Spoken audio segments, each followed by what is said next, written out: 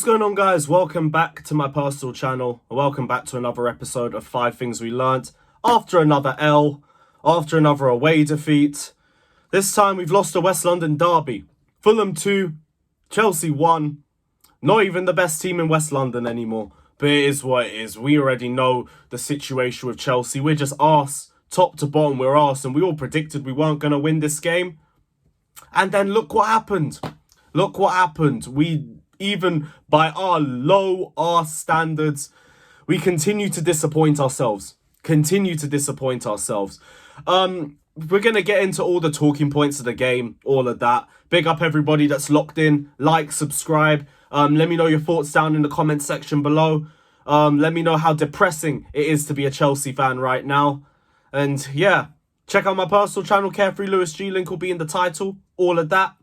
And let's just get straight into it. 2-1 to Fulham. We looked so poor. Like, the lack of cohesion that I was seeing from the players yesterday. It was like we were 11 individuals. I remember saying that on my fan cam, and it's the perfect way to describe us. We were just crap. We were all just doing our own thing. And it was a case of individuals trying to make things click, and it just wasn't working. The first goal, the most predictable goal out of the whole season, Willian versus Chelsea. Everyone and their nan knew this was going to happen, and it still didn't make it any less frustrating when it happened because it was so predictable. We have watched Willian play for 7 years. What does he do when he's on the left and he gets to the box? He shakes his leg a little bit and then he cuts inside. How is Aspi, a guy who has trained with him for years, not anticipating that?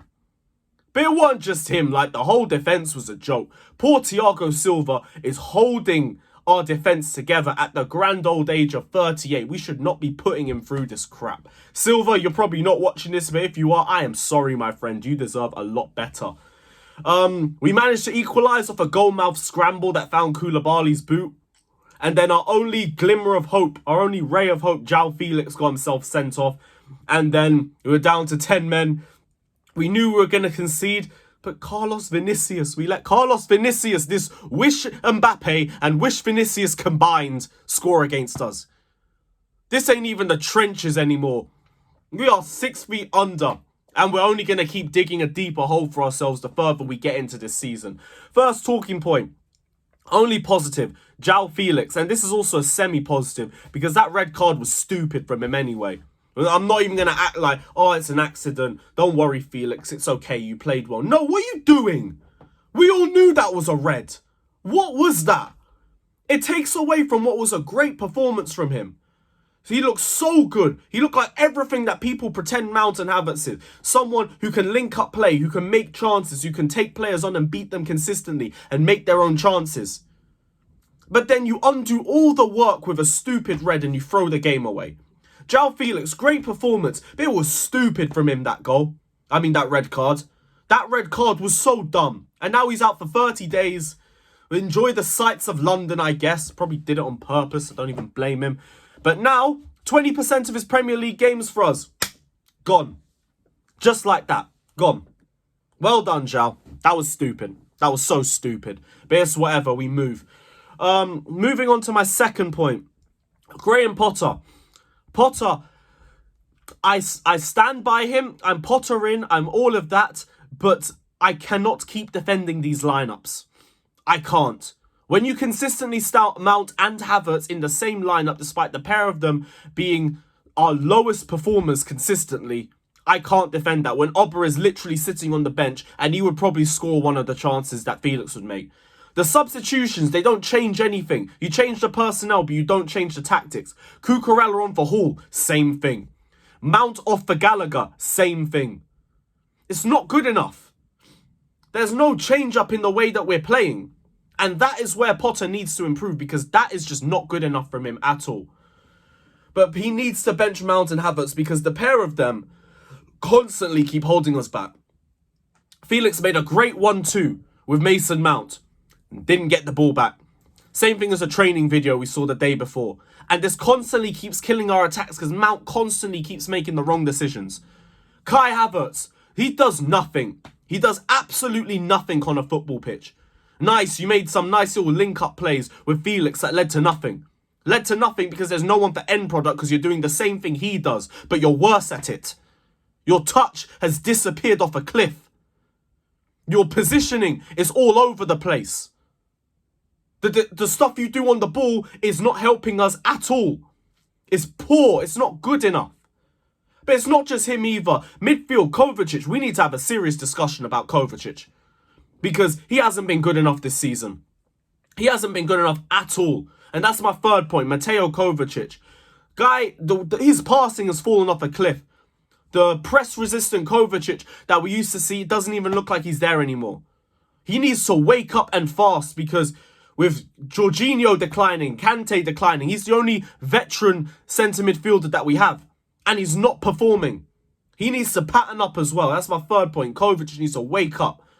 The fourth, this leads into what I was saying with Graham Potter. Where is Aubameyang? Where is Aubameyang? Because we need a goal scorer in this team. We don't have one. We have 3 playmakers and 2 don't even playmake. Where is the scorer? Where is the striker? I don't care if Aubameyang's not a long-term option for us. He was never brought in to be that. He knows where the back of the net is. Havertz does not. If Felix had a focal point to feed chances into, maybe we score earlier. Maybe we do something in the game, but we're not doing that because we're barely giving him any game time at all. And it's not good enough. It's not good enough at all. Aubameyang has to start the next game. There is no reason for him to be on the bench. If not, just say whatever the issue is with Aubameyang so we can at least understand it. Because I don't get it. I don't get why Aubameyang's on the bench. Whenever he plays, he barely gets fed anything, and then we say Aubameyang is crap. No, our playmakers are crap. Although I say that, now Felix has gone for 30 days. It's like, what is even the point? We're just in the trenches. We're just completely in the trenches. Final point. How worse can this get? I don't know. I really can't tell you. I've kept saying 15 points is all I want, and then I'm signed out for the rest of the season. Keep us up, and I'm fine. I don't know. I'm not going to say we're going to go down or anything, but I just don't know where we get 15 points from. The way that we're playing, how low our stock has dropped, we are getting battered literally everywhere we go. Home, away, it doesn't matter. We're getting battered. So how worse can this get? I don't know. Palace, I've got no confidence for. Liverpool, I should have confidence. They suck. But we're worse. I don't even know who's after that. We've got West Ham soon. We don't even like going there when we're good, let alone when we're crap. Then Tottenham away. Probably the only game this lot will turn up for because it's Tottenham. If they even turn up for that. This ain't Chelsea no more. I keep saying this is Fulham Broadway FC. I don't know. I don't know how much worse this can get, but it can get worse.